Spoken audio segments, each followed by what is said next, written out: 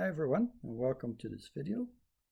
In this video, I would like to take a look at some of the predictions that I've made on the spread of the coronavirus in various countries. The countries are Italy, Spain, Iran, Germany, and France, and see how well the actual spread of the disease is comparing to the model since I made those predictions.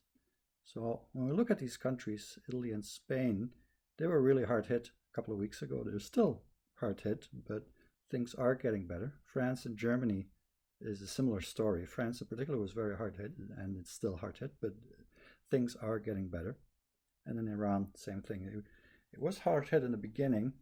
It was slowly getting out of that, but only very slowly, and so things seem to be going a little better right now. So these are generally the trends that I predicted back when I made the original videos, but let's take a look at how the model predictions compared with the actual data. So let's start with Italy. This is the data. The orange dots are the data of the number of deaths in Italy as a function of time up to April 3, approximately, when I made that video. The blue line is the prediction that I made back then. Now here is the additional data that has been collected since then, and we see on the log scale it looks very good. On a linear scale, we see that the actual number of actual number of deaths is less than what I predicted. And I mentioned that that was a possibility, that this model is probably overestimating the long-term number of deaths that was going to occur. And that was based on predictions on model simulations of the China data, which I will come to in a minute. Spain, same story essentially. So we got to fit up to April 4 when I made those predictions. Here we have the additional data all the way to yesterday, April 17. Let's do that also on a linear scale. There we go. And in Spain, it's actually more pronounced. Here we see that there is a more drastic fall off of the number of deaths per day than was predicted by the model. So this is good news for Spain and Italy. But it does indicate that there is some level of inaccuracy in a model that I'm using. And that was not entirely unexpected, because there is some level of model inaccuracy in the data in China that was used to calibrate the model. We see at some point the model is overestimating the number of deaths, and then it is underestimating, and then is overestimating again. And it's not entirely the way it's looking in Italy and Spain, because I did the calibrations a little differently here and here for Italy, and then here for Spain. But you can easily see that with a little bit of tuning, I would get the same kind of fits as what I'm seeing in China. Now, of course, before I get to what happened after that, what I tried to do first is I tried to do different model alternatives.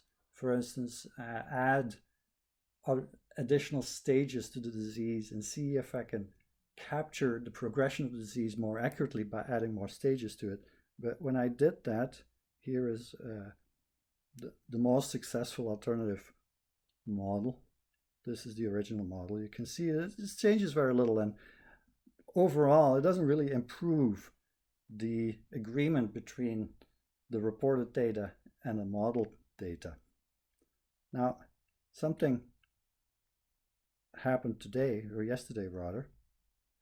I can see that when I remove this figure. So yesterday the number of reported data spiked, because it turns out there was more than 1,000 deaths that had not been reported by China.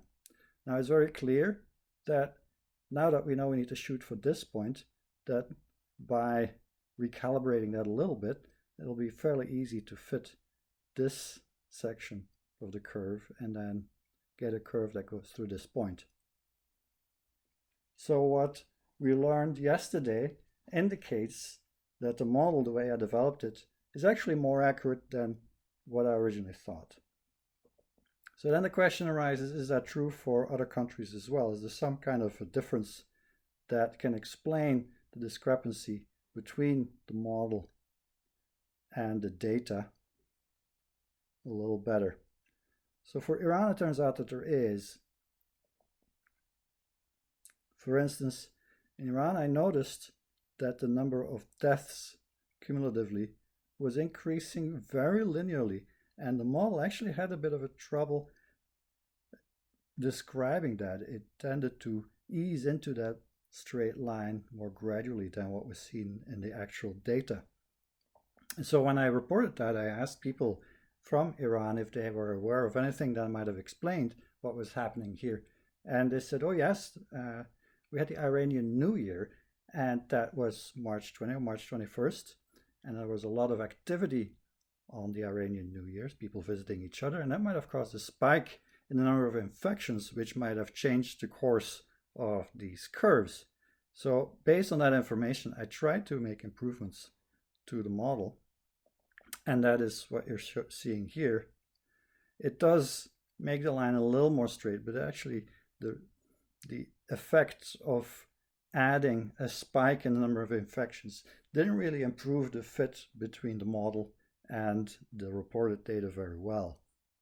However, it did change one important thing, and that was something that I kept in mind for the future, for now, in other words. So here I am showing the daily number of deaths that was reported, that's the orange curve, and that was predicted by the two model versions. So the blue, that is kind of in the back, you can't really see it here, is the original model, and the gray is the model with a spike in the number of infections. So it was the models are not as flat as what the data indicate. Of course, by now we have more data. So first of all, what do the predictions indicate? Well, the original model indicated that the number of deaths was going to decline on a daily basis, but very slowly, whereas the model with the spike in the infections predicted that this was actually going to decline more rapidly. So what happened in reality? Well, it declined even faster than this second model, so indicating that there is probably some truth in that assumption that because of the Iranian New Year, there were a lot of extra infections, and this was kind of hiding the success that Iran was having in fighting the disease. So I guess that's good news for the Iranians that they are being quite successful in fighting the disease. And I guess it's good news for my model that I was able to capture that. Now, there were some other countries that I mentioned. As I said, there was Germany. The German data were quite accurate all across board. And when I look at the data that has been reported since I made these predictions, we get this. Let's show that on a linear scale. We get this. You see there was a bit of a fall off, but the trend is going back to where my model predictions are. So overall, I can say that so far, I mean, it's not a lot of data that has been added to. So far, the model is actually predicting those new data quite well. How about France? If we look at the extra data that has been gathered since, again, this looks very good, very accurate. Same thing here on the linear scale. There's a bit of a scatter, but generally the reported data is accurately follow the predictions that I was making. So what that tells me, if two countries independently, I was able to predict a week, more than a week in advance, what was going to happen in these countries, and the reported deaths closely follow the model, then it gives me confidence that indeed the model is actually quite accurate, provided that I capture how people are dealing with the disease. The dynamics of the disease, the progression of the disease is modeled correctly, but I don't always capture everything that's happening, like a spike because of some event. And we know there's been some events. For instance, if we go back to Italy, Italy was, when they did the lockdown in Italy, that lockdown was first done in Lombardy, and then a lot of people in Lombardy fled the region. They took the train to other regions and they infected these other regions, and then you had a spike of infections in these other regions. So, and that's what caused the discrepancies that we were seeing. So now that we know that, we already knew that, but now that we know that the model in itself is reliable, now we know that we can indeed enter these events, these changes in infection rates, and that will give us more reliable models for future. So that is what I'm going to work on now. Here is a recalibrated model for Italy. Here is a recalibrated model for Spain. Let me see, does that capture the entire data set? Not quite. Let me pull that a little further. So again, there's a lack of fit here, but generally this is the right trend. So where originally I predicted that in the long run there would be about 47,000 deaths, both in Italy and in Spain, 45-50,000, with a lower limit of 25-30,000 and an upper limit of more than 100,000. Right now it looks like that number is more like 35-37,000 rather than 45-47,000. So that is good news for Italy and Spain. It looks like there's 10,000 fewer deaths to be expected than what I originally expected. Of course, still with a fairly large uncertainty, I would still say there's maybe with a lower limit of 30,000 and an upper limit of 50-60,000, something like that. Iran, where originally I predicted 10 to 15,000 deaths in the long run, it looks like with the additional data that has been collected now, let me see if this is a complete data set. No, it's not. Let me make that more complete. There we go. So right now the model is pointing towards 8 to 9,000, and from this curve it looks like it might even be a little less than that from the original 13,000. So that's good news for all of these countries. Germany and France, for those two countries, I predicted about 35,000 deaths in the long run. So similar to the new estimations for Italy and Spain. And so far it looks like these predictions are being confirmed. Of course, it's too early to tell. There's a lot that can change in the coming months, but it looks like these predictions are fairly robust.